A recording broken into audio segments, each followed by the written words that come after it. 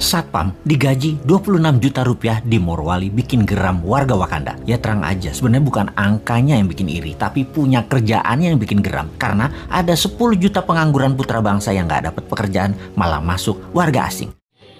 Berdasarkan data yang tercatat, puluhan posisi pekerjaan beserta rata-rata gaji per bulan, gaji tenaga asing ya dari Cina itu yang paling kecil 17 juta sebagai pengangkut batu bara. Sedangkan Sapam ya, saya ulang lagi, Sapam digaji 26 juta. Saya mau tanya, apa yang Anda pikirkan kalau mendengar ya gaji tenaga asing Cina minimal 17 juta dan Sapam aja 17 juta. Sumber ini saya dapat dari channel YouTube ya, Busman Mardigu. Untuk lebih jelasnya, mari ya kita dengarkan sama-sama.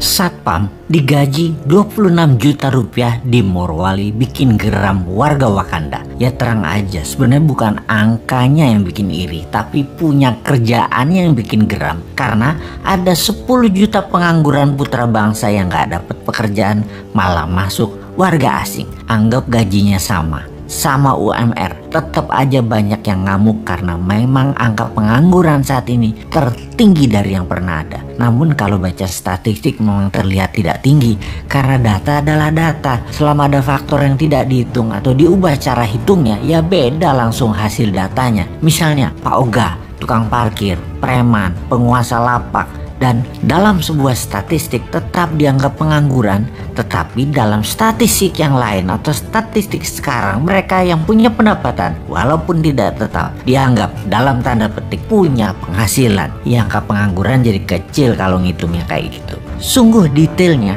banyak yang tidak tahu bagaimana menghitungnya, tapi ada baiknya metode dan cara menghitung datanya dilakukan pihak swasta yang netral serta oleh banyak lembaga seperti Moody's, S&P atau Standard & Poor's dan lain sebagainya. Jadi kita kembali ke topik aja deh.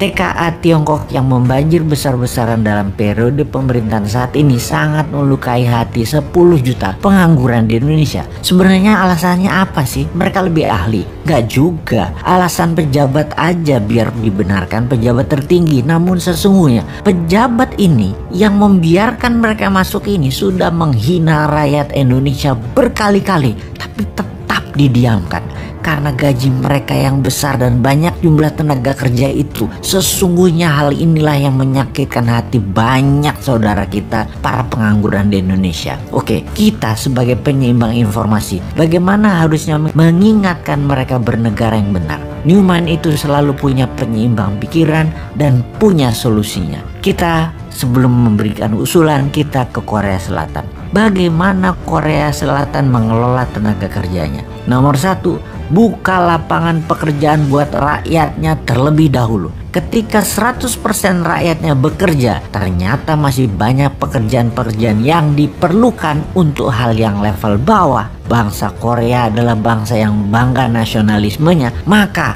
pekerjaan level bawah itu diberikan ke orang asing atau tenaga kerja asing. Buruh pabrik kasar, pembersih sampah perkotaan, suster di rumah sakit, dan banyak lagi diambil dari tenaga kerja asing. Intinya warga Korea Selatan dilayani tenaga kerja asing. Begitu juga Hong Kong, Taiwan, Saudi, dan banyak negara lainnya, termasuk Malaysia. Mana mau orang Malaysia kerja di kebun, mending tenaga kerja asing yang melakukan dirty work itu. Dan dari beberapa negara tersebut, warga Indonesia atau buruh migran Indonesia adalah putra Indonesia yang tidak disediakan oleh pemerintah lapangan pekerjaan itu jadi budak di negeri orang. Singkatnya, kalau di negeri Wakanda, asing yang didahulukan dan dilayani oleh warga Wakanda dan pejabat Wakanda. Sedangkan rakyatnya Wakanda dianggurin plus disuruh kerja ke luar negeri jadi budak melayani bangsa asing. Jadi budak melayani bangsa asing.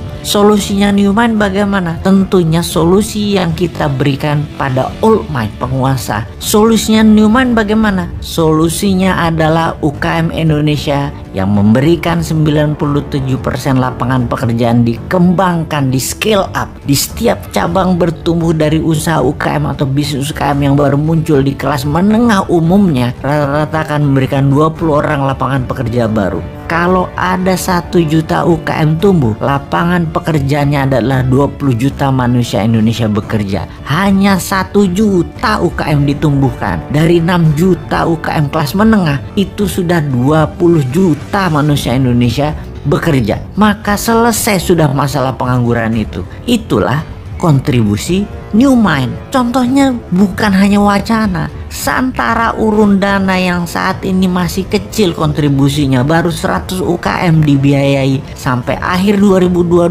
nanti kita targetkan 10.000 yang dibiayai, alias 200.000 tenaga kerja akan terakomodir dengan sistem Santara Urun Dana. Walaupun kecil karena tidak didukung pemerintah, kita terus fight karena ada Anda sahabat semua yang mendukung. Kita maju terus, kita semangat terus selama kita didukung hati sahabat semua. Kembali ke solusi dari pejabat sekarang. Adakah mana keberpihakan Anda kepada UKM dan penganggurannya? 3 tahun ke depan deh ditunggu solusinya. Ada nggak? Jangan-jangan nggak ada deh lu.